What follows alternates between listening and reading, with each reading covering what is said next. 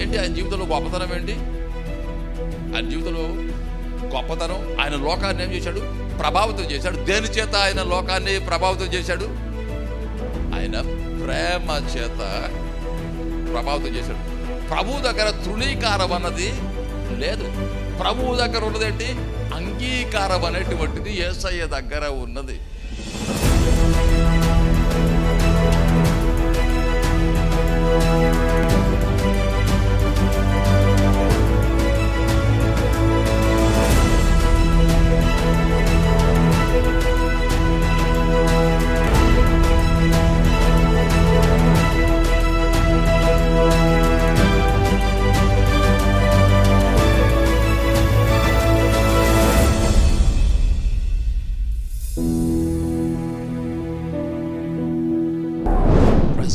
జీవితంలో నిర్ణయాలు చేసుకోవడం చాలా ప్రాముఖ్యమైనటువంటిది. ప్రార్థన చేస్తాం, ప్రార్థనతో పాటే మనం ఏమి చేసుకున్నట్టు ఉండాలి?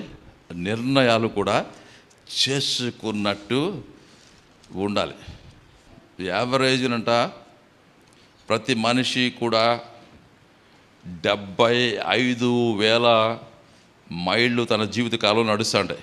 ఎన్ని వేల మైళ్ళు?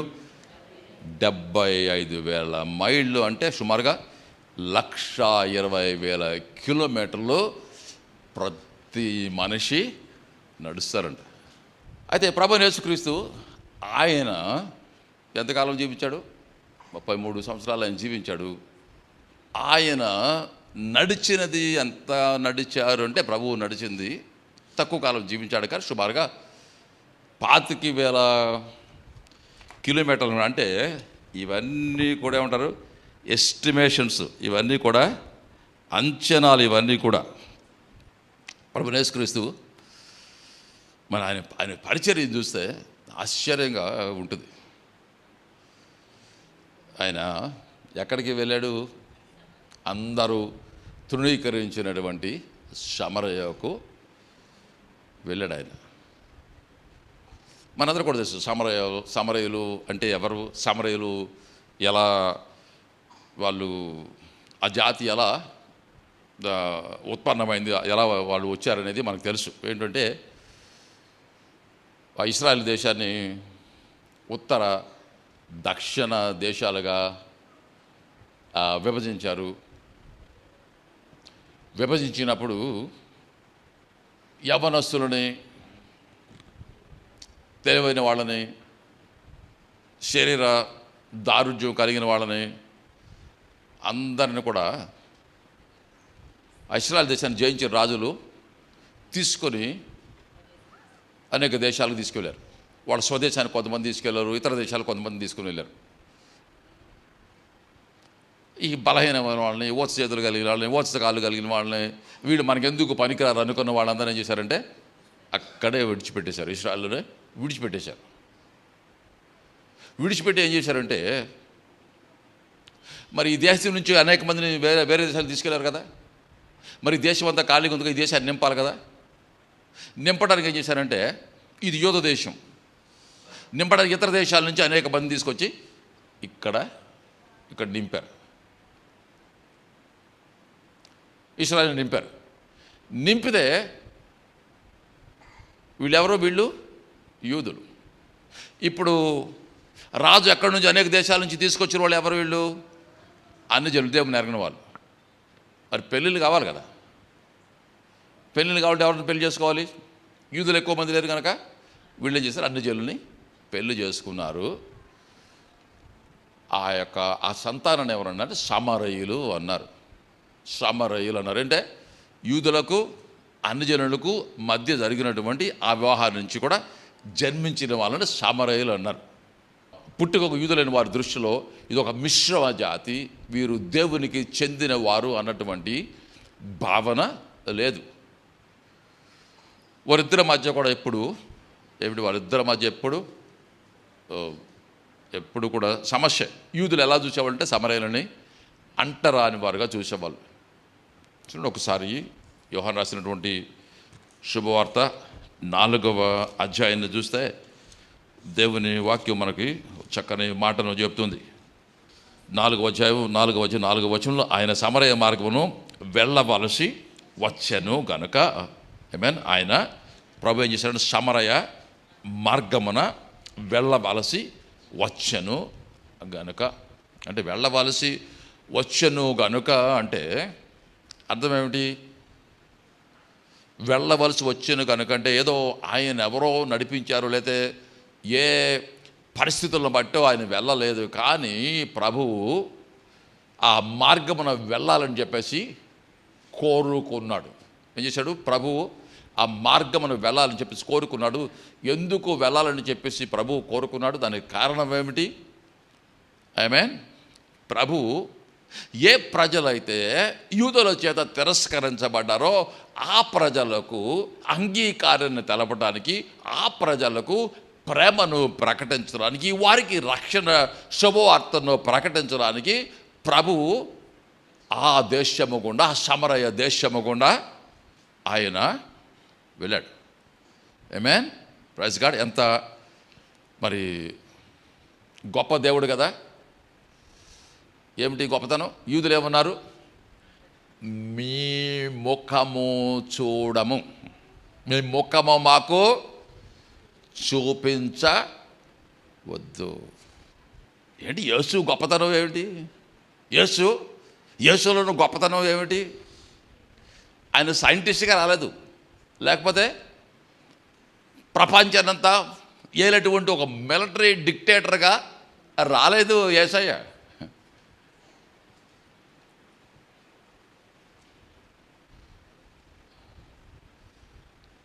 ఆశ్చర్యం, ఏ పుస్తకాలు కూడా రాయలేదు ఆయన ఏమి. పుస్తకాలను రాశాడా? రాయలేదు ఆయన ఏమి. కానీ పుస్తకాలన్నీ ఈనాడు ఆయన్ని గురించే, పుస్తకాలన్నీ కూడా ప్రభువుని గురించే. ఏంటి ఆయన జీవితంలో గొప్పతనం ఏంటి? ఆయన జీవితంలో గొప్పతనం, ఆయన లోకాన్ని ఏం చేశాడు? ప్రభావితం చేశాడు. దేని చేత ఆయన లోకాన్ని ప్రభావితం చేశాడు? ఆయన ప్రేమ చేత ప్రభావితం చేశాడు.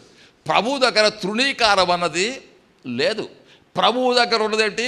అంగీకారం అనేటువంటిది యేసయ్య దగ్గర ఉన్నది. ఆమేన్. మనుషులు అందరినీ చేర్చుకునేవాడు ఆయన. ప్రభువు ఎక్కడికి వచ్చాడు? సమరయకు వచ్చాడు. సమరయకే కాదు, ప్రభు మన దగ్గర కూడా ప్రభు వచ్చేటువంటి వాడు ఆయన. అంటే ఆనాడు భౌతికంగా ప్రభు వచ్చాడు, కానీ ఈనాడు ప్రభు ఎలా వస్తాడు? ఆత్మరూపిగా వస్తాడు. ఆమేన్. ఆత్మరూపిగా మన దగ్గరకు వస్తాడు. ఆత్మస్వరూపిగా మనతో ప్రభువు మాట్లాడేటువంటి వాడు. తృణీకారం మధ్యలో ప్రభువు ఏం కలుగు చేస్తాడు? కన్నీళ్లు తుడుస్తాడు. ఆయన ఏం చేస్తాడు? అంగీకారాన్ని ఆయన తెలియజేసేటువంటి వాడు. అంటే ఇది మాటగా ఉంటే ఏంటంటే అంత గొప్ప విషయం కాదు. ఏంటంటే తృణీకారం, అంగీకారం అంటే మాటలే. జీవితంలో అంగీకారము అన్నదానిని అంటే మనుషుల కంట అవసరతలు అనేక ఉన్నాయి. ఎన్నో అవసరతలు ఉన్నాయి. అవసరతలో మనిషికి ఒక గొప్ప అవసరత భూలోకం మీద ఉంది.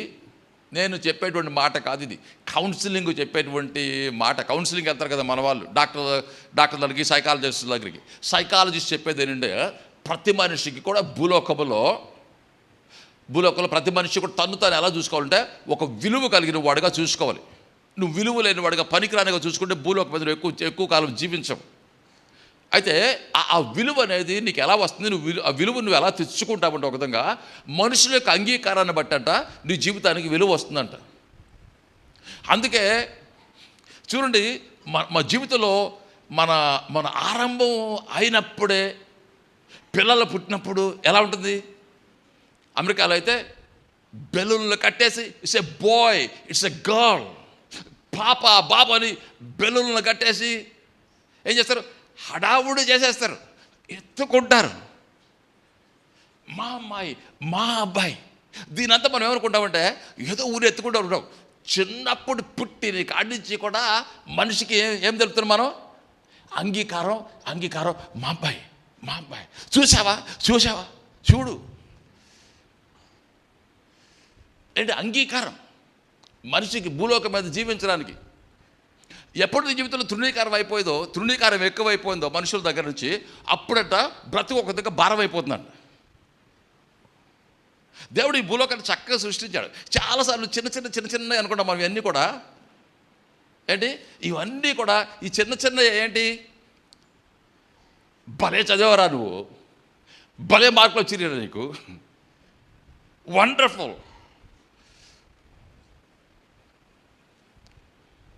నువ్వేనా ఈ కూర ఉండింది, ఎప్పుడు తినాలాడిది, ఏం చెప్తున్నావు, ఏం చెప్తున్నారు? అంగీకారం. మనిషికి అది ఆహారము ఎంత నీకు దైనందిక జీవితంలో అవసరమో, అలాగే నీ మానసిక జీవితానికి అంగీకారం అంత అవసరం. ఇది సైకాలజీ చెప్తున్నటువంటిది, మనం చెప్పేది కాదు, ఇది సైన్స్ చెప్తున్నటువంటిది.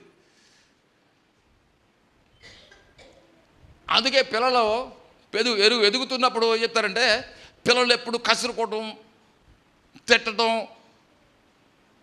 తృణీకరించడం, క్రిటిసైజ్ చేయడం, విమర్శించడం చేయటం కంటే, దానికంటే ఎప్పుడు పిల్లల్ని దగ్గర తీసి అంటే పిల్లలని ఒళ్ళోకి తీసుకొని అంగీకారాన్ని మనం అందిస్తేనంట పిల్లలో సెల్ఫ్ కాన్ఫిడెన్స్ అనేటువంటిది ఎక్కువ అవుతుందంట. అంటే మనందరం యేసయ్య ఎందుకు సమరయ్యకు వచ్చాడంటే మనమందరం ఏమనుకుంటాం, రక్షించడానికి వచ్చేవాడు యేసయ్య దగ్గరకు వస్తే మేలు ఇన్ని కాదు, యేసయ్య దగ్గరకు వస్తే మేలు ఇన్ని కాదు. ఒకదని చెప్పాలంటే, ఆ తృణీకార సమాజంలో ప్రభు ఎందుకు వచ్చాడు? నీ అవసరత నాకు తెలుసు, మీ అవసరత నాకు తెలుసు, మీకు కావాల్సిన అంగీకారం అందించడానికి నేను మీ దగ్గరకు వచ్చాను. అందుకే దేవుని వాక్యం చదివితే మెదడుకు పదును మాత్రమే కాదు, పదును ఎక్కడ దేని కూడా పదును, భావోద్వేగాల్లో కూడా పదును. భావోద్వేగాలు ఎలా ఉంటాయి? సముద్ర కెరటాలు ఎగిసి పడుతున్నట్టు నీ భావోద్వేగాలు కూడా ఎలా ఉంటావు? మంచి భావోద్వేగాలతో నిండి ఉంటావు, సంతోషంతో నిండి ఉంటావు. దేవుని వాక్యం మనకి చెప్పేది ఏంటి? భూమికి పునాదులు వేయబడకముందే యేసుక్రీస్తులో మనలను ఏర్పాటు చేసుకున్నాడు. హల్లెలూయా. ఎవరు ఏర్పాటు చేసుకుంది? ఏర్పాటు చేసుకున్నాడు, ఎన్నుకున్నాడు. ఏం చేశాడు? ఎన్నుకున్నాడు నిన్ను. మార్కెట్లోకి యాపిల్ కొంటే చేస్తావు, బుట్టంతా తిరగేసేస్తారు కొంతమంది. ఆగమ్మ, కొనేది రెండే, బుట్టంతా తిరగేసావు అవును కదా. తీసేం చేస్తారు? 2 తీస్తారు. వాడు అనుకుంటాడు ఎన్ని కొట్టతో 20 25 కొట్టదేమో, బుట్టంతా తిరగేశాడు. నువ్వు తీసి తిని 2 ఈ చూసా ఉంటావు. ఈ భాగం నేను నచ్చని. దేవుడు కూడా ఏంటి, భూలోకంలో ఎంతమంది మనుషులుంటే దేవుడు చేశాడు, నువ్వే కావాలన్నట్టు ఏం చేశాడు, ఆ బుట్టలో నుంచి, ఈ కోట్ల మంది ప్రజల్లో నుంచి నిన్నేం చేశాడు? ఏర్పాటు చేసుకున్నాడు. హల్లెలూయా. రక్షణ ఊరికే రాలేదు, ప్రభు ఏర్పాటు చేసుకున్నాడు. బోళ్ళు మంది ఉన్నారు, మనకంటే మెరుగైన వారు, శ్రేష్టమైన ప్రజలు అనేక మంది ఉన్నారు. కానీ ఇంతమంది ప్రజలు మననే వాక్యం చెప్పేది ఏర్పాటు చేసుకున్నాడు. ఎప్పుడు కూడా ఎలా ఉండాలంటే, మన మాటలతో కానీ మన భావాలతో కానీ ఏం చేయాలి? మనం ఇతరుల పట్ల అంగీకారాన్ని అందించే వరకు ఉండాలి. కొన్నిసార్లు మనుషులకు సహాయం చేయడానికి నువ్వేమీ చేయవసరం లేదంట, నువ్వేమీ కూడా చేయవసరం లేదంట. నువ్వు చేయాల్సిన ఏంటంటే కేవలం అక్కడ ఉండటమే చాలంట. అంటే మనుషులకి పరిచర్యను మనం అనేక రకాలుగా మనం చేయవచ్చు. ఇవన్నీ కూడా నేను చెప్తున్నటువంటి మాటలు కాదు ఏంటి, ఇవన్నీ కూడా సైకాలజీ నాడు చెప్తున్నటువంటి మాటలు. అయితే ఈ బైబిల్ కూడా ప్రభు కూడా ఏం చేస్తున్నాడు, ఇది ఆయన చేస్తున్నటువంటి పని అదే. ఎందుకంటే దేవుడు భూలోకాన్ని సృష్టించాడు, మనిషి యొక్క అవసరతలు ఆయన ఎరిగినటువంటి వాడుగా ఉన్నాడు. బైబిల్ చదువుతున్నప్పుడు వాక్య భాగాన్ని అనేక కోణాల నుంచి చూడాలి. ఒకటి, దేవుడు ఏం చేస్తున్నాడు చూడాలి. రెండవది, మనుషులు ఎలా స్పందిస్తున్నాడో చూడాలి. ఇంకా మూడవది అంటే అనేక కోణాల నుంచి అంటే అనేక రకాలుగా, అంటే నేను చూస్తున్నప్పుడు అనేక కోణాలు చూస్తాను. ఇక్కడ ఏమన్నా నాయకత్వపు లక్షణాలు ఏమన్నా కనబడుతున్నాయా? ఇక్కడ ఏమన్నా మానవ అవసరతను గురించి ఇక్కడ ఏమన్నా దేవుని వాక్యం చూపిస్తుందా? ఇక్కడ ఎవరిలో అయినా వ్యక్తులలో సద్గుణాలు ఏమైనా కనబడుతున్నాయా? ఇక్కడ మనం ఆ వ్యక్తి జీవితంలో నుంచి కూడా మనం ఏమైనా నేర్చుకోవచ్చా అని అనేక కోణాల నుంచి కూడా మనం చూడవచ్చు. సాధారణంగా సమరయ స్త్రీ అనేది అనగానే మనకి జ్ఞాపకం వచ్చేది అంటే, సమరయ స్త్రీ అంటే అబ్బో ఎన్నో పెళ్ళిళ్ళు చేసుకుంది అని అనుకుంటాం. అనుకుని కొన్నిసార్లు ఏంటంటే ఈమె గురించి మనం చదివేది తెలియని పేజీలు తిప్పేసి వెళ్ళిపోతాం, అవును కదా. కానీ కొన్నిసార్లు మనుషుల్లో బలహీనతలు ఉంటాయి. అట్లని చెప్పేసి పూర్తిగా మన మనిషిని తోసివేసినట్లు లేదా తుడిచేసినట్టు మనం ఉండకూడదు. ఈ జీవితంలో అనేకమైనటువంటి మంచి గుణాలు ఉన్నట్టు మనం చూడవచ్చు. ప్రభువు అంగీకారాన్ని తెలపడానికి, ప్రేమను కనపరచడానికి, నేనే మెస్సయ్యాను, నేనే రక్షకుడును, నేను అందరూ మార్గం విడిచి ఏంటి ఈ సమరయ రాకుండా వెళ్తున్నారు, నేను ఎన్నిక చేసుకుని సమరయ వచ్చి శిష్యులు ఆహారం కోసం వెళ్తే నేను నీ దగ్గరకు నేను వచ్చాను. ఎందుకు వచ్చాను? నేను ఎవరిని? నేను లోక రక్షకుడిని, మెస్సయాని నేనే అని తెలియపరచడానికి వచ్చానని ప్రభు చెప్పాడు. అయితే చెబితే ఆమెలో స్పందన ఏంటి? ఆమెలో స్పందన ఒక్కసారి చూడు. ఒక లేఖనం చూసి మనం ముగిద్దాం. ఇక్కడ 27వ వచనం, ఇంతలో ఆయన శిష్యులు వచ్చి ఆయన స్త్రీతో మాట్లాడరా చూచి ఆశ్చర్యపడరు, కానీ నీకేమి కావాలనైనను ఈమెతో ఎందుకు మాట్లాడుతున్నావనైనను ఎవరు అడగలేదు. ఆ స్త్రీ తన కొండ విడిచిపెట్టి ఊరిలోనికి వెళ్ళి, మీరు వచ్చి నేను చేసినవని నాతో చెప్పిన మనుషుని చూరుడి, ఈయన క్రీస్తు కాడా అని ఆ ఊరి వారితో చెప్పగా వారు ఊరిలో నుండి బయలుదేరి ఆయన యొద్దకు వచ్చేసు ఉండేది. ప్రభువు చెప్తున్నాడు, దగ్గరకు వచ్చి ఏం చెప్తున్నాడు? లోక రక్షకుడిని, మెస్సయాను, వచ్చాను, నేనే. ఎంతమంది విని ఉంటారో. ఈమె వింది ఏం చేసింది? ఆశ్చర్యం అనిపిస్తుంది నాకు. ఆ మాట చూడండి ఒకసారి. నాకు ఎందుకు భక్తులలో ఎందుకు రాస్తారనిపిస్తుంది. ఆ స్త్రీ తన కుండ విడిచిపెట్టి ఏ పనికి వచ్చింది? ఏ పనికి వచ్చిందండి? నీళ్లు తీసుకెళ్ళే పనికి వచ్చింది. అయితే ఇప్పుడు ఏం చేస్తున్నారా? ఇప్పుడు ఏం చేస్తుంది? ఇప్పుడు కొండ విడిచిపెట్టింది. అంటే కొండ విడిచిపెట్టిన అర్థం ఏంటి? కొండ విడిచిపెట్టిందంటే ఇప్పుడు ఈ నీళ్లు తోడుకోవటం కంటే కూడా, నీళ్లు పట్టుకెళ్ళటం కంటే కూడా ఏంటి ఇంకా దానికంటే ప్రాముఖ్యమైనది ఇంకోటి ఉంది. చూడండి, ఎన్నిసార్లు కలిసింది ఆయన్ని? ఎన్నిసార్లు? ఒక్కటేసారి కలిసింది. ఇశ్రాయేలు వీధుల్లో ఎన్నోసార్లు తిరిగాడు, గలిలయ వీధుల్లో ఎన్నోసార్లు తిరిగాడు. ఏం చేశాడు? అద్భుత కార్యాలు చేశాడు, అద్భుతాలు ఆశ్చర్యాలు చేశాడు, అన్నీ చూశారు. కానీ నేనే మెస్సయ్యనంటే ఏమన్నారు? పట్టుకోవట్లే.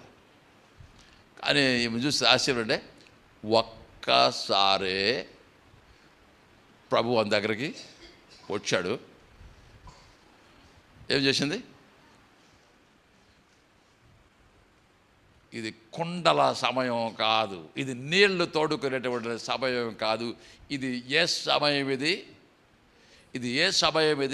ఇది మెస్సయ్యను గూర్చి చెప్పేటువంటి సమయం అని చెప్పేసి కొండను వదిలేసి ఎక్కడికి వెళ్ళింది? ఊరిలోనికి వెళ్ళింది. ఇది కొంతమంది చెప్పిందే చెప్పి నాకు అనిపిస్తుంది కొన్నిసార్లు, దేవా నేను చెప్పిందే చెప్పి చెవులు ఏమైనా మెలిపెడతారన్నా క్షమించున్నాను ఆయన. అబ్బా ఎందుకయ్యా ఇంత మరీ ఇంత ఇదిగా అరుస్తూ ఉంటావా? నాకు కూడా అనిపిస్తుంది, దేవా ప్రజలు చెవులో మెలిపెడుతున్నానా దేవా, వాళ్ళకి ఏమైనా చెవుల్లో ఆ కర్ణబైరం దెబ్బతింటుతాం, ఎందుకంటే ఆ మెస్సయ్య రక్షకుడు చేర్చుకోండి చేర్చుకోండి చేర్చుకోండి చేర్చుకోండి అని ఒక్కసారి విందేముంది, ప్రైజ్ ది లార్డ్, ఏముంది, నిర్ణయం చేసుకుంది. ఈనాడు ఎక్కడ ఉన్నామనేది, ఎంత ఆశీర్వదించబడ్డామనేది, అది దేనివల్ల, మనం చేసుకున్నటువంటి నిర్ణయాల వల్ల. నువ్వు ప్రతి నిర్ణయము చేయటానికి 20 సంవత్సరాలు పడితే ఏంటి, నువ్వు ఎక్కడికి వెళ్ళలేవు. ఆశ్చర్యం ఏమిటి అంటే ఏంటి, ఒక్కసారి మెస్సయ్యను కలిసింది, ఏం చేసింది, ఈయన మెస్సయ్య, ఈయన రక్షకుడిని ఏం గుర్తించింది. ఏంటి, నిర్ణయం చేసుకోవటానికి ఎన్ని గంటలు పట్టింది? పొద్దున్నుంచి సాయంత్రం దాకా చేసిందా? చేయలేదు. బింది ఏం చేసింది, లేకపోతే కడవ అక్కడ వదిలిపెట్టేసింది అప్పటికప్పుడే. చూడు, కొంతమంది మనుషులు తమ హృదయాలలో ఏంటి, తమ హృదయాల్లో వాళ్ళు నమ్మినప్పుడు, పౌలు ఎక్కడికి వెళ్ళాడు, ఎఫెసు వెళ్ళాడు. ఎందుకు వెళ్ళాడు? సమాజ మధ్యలోకి ఒప్పించడానికి వెళ్ళాడు. ఒప్పించడానికి వెళ్తే వాళ్ళు కఠినపరుచుకున్నారు, వాళ్ళు వెళ్ళలేదు. అది ఎక్కడికి వెళ్ళి, నాటకశాలకి వెళ్ళాడు. ఎందుకు వెళ్ళాడు? వేల మంది కూర్చున్న చోట ఏం చేస్తున్నాడు, ఉపదేశం చేస్తున్నాడు. ఎందుకు ఉపదేశం చేస్తున్నాడు? మనుషులను ఒప్పించటానికి ఉపదేశం చేస్తున్నాడు. ప్రభు ఎందుకు వెళ్ళాడు? ఈమె కూడా నేను రక్షకుడిని మెస్సయ్యను ఒప్పించడానికి వెళ్ళాడు. గుర్తించిందేం చేసింది, నిర్ణయం చేసుకుంది. మరి నాకు అర్థమై ఉండదు, మరి ఆమెకి మా అమ్మమ్మని అడగాలి, మా అమ్మమ్మ ఏమనుకుంటుందో, మా పక్కన వాళ్ళని, మా బంధువులను అడగాలి, మా మిత్రులను అడగాలి, మా వారికి చెప్పాలి, వీళ్ళకి చెప్పాలి, వాళ్ళకి చెప్పాలి, అందరికీ చెప్పాలి. చెప్పిన తర్వాత నిర్ణయం చేసుకుందాం అనుకుందా? చూడు, వ్యక్తుల్లో ఉన్నటువంటి గుణాలను చూడ, ఆ గుణశీలతను చూడండి. ఏంటి, రక్షకుడు వచ్చాడు, నిర్ణయం చేసుకోవాలి. I don't care what other people think. I don't care, మనం అంటారు కదా మనవాళ్ళు, ఐ డోంట్ కేర్ అంటే ఇది నేను నమ్మింది అంతే. ఐ డోంట్ కేర్ ఎవడో ఏమనుకుంటాడో. అబ్బో, మనకి ఊరంతటి అంగీకారం తెలుసుకొని మనం అంగీకరించబడి ఎంతకాలం అయిపోద్ది? పుణ్యకాలం అంతా అయిపోద్ది. ఏంటి, లేఖన భాగంలో మనం చూసి నేర్చుకున్నది, జీవితంలో ప్రార్థన చేసేవారికి ఉండాలి. అయితే నిర్ణయాలు కూడా చేసుకోవాల్సిన నిర్ణయాలు చకచక చేసుకునే వారంగా ఉండాలి. విడిచిపెట్టవలసిన దాన్ని గబుక్కున విడిచిపెట్టేటువంటి వారంగా ఉండాలి. చేర్చుకోవాల్సిన దాన్ని, మార్చుకోవాల్సిన దాన్ని గబుక్కున మార్చుకునేటట్లు ఉండాలి. ప్రతి దానికి కూడా ఒక యుగము పట్టాల్సిన అవసరం లేదు జీవితంలో. ఆమేన్. అది నేనంటాను, చాలా మందికి ఉన్నటువంటి సమస్య అంటే ప్రోకాస్టినేషన్ అంటే ప్రతిదాన్ని కూడా వాయిదా వేయటం. ఆశ్చర్యం, ఈమె చూస్తే వాయిదాలనే మనకు అలవాటు అయిపోయింది కదా. ఇప్పుడు అన్ని వాయిదాల మీద కొనుక్కుంటున్నా కదా, ఇప్పుడు కొనుక్కోవడం కూడా వాయిదాలు. అందుకనంటే వాయిదాల మైండ్ వచ్చేసింది. దేవుని దగ్గరకు వచ్చినప్పుడు కూడా వాయిదాలు. ఈమె చూస్తే నాకు ఆశ్చర్యం అనిపిస్తుంది. వాయిదాలు వద్దు ప్రభు, ఒక్కసారే చేసేస్తాను ప్రభు. ఏంటి, ఒక్కసారే ప్రభుని అంగీకరించింది. హల్లెలూయా, ప్రైజ్ ది లార్డ్. ఎంతమందినో ప్రభు దగ్గరికి తీసుకువచ్చింది. ఆమేన్. నేను అడుగుతాను, ఈరోజు మన జీవితంలో అటువంటి స్వభావం ఉందా? అదే మరి ప్రార్థన చేసుకుందాం. Praise the Lord, glory to God. Hallelujah. ప్రార్థన. ప్రభా, మీకు వందనాలు. ఇదైనా మాకు ఇచ్చిన సమయం బట్టి మీకు వందనాలు చెల్లిస్తున్నాను. మీకు స్తుతులు చెల్లిస్తున్నాం, మీకు స్తోత్రాలు చెల్లి. ఎక్కడ దేన్ని వాయిదా వేస్తున్నాం? వాయిదా ఎక్కడ వాయిదా వేస్తున్నాం? ఎందుకు వాయిదా వేస్తున్నాం? మంచి నిర్ణయాలను మనం చేసేవారుగా ఉండాలి.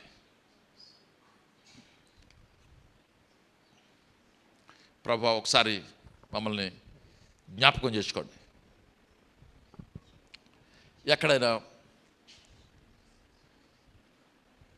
మేము విడిచిపెట్టవలసిన దాన్ని విడిచిపెట్టలేకపోతున్నామా ప్రభువా? ఒకసారి మమ్మల్ని జ్ఞాపకం చేసుకోండి ఇద్దరు మంది.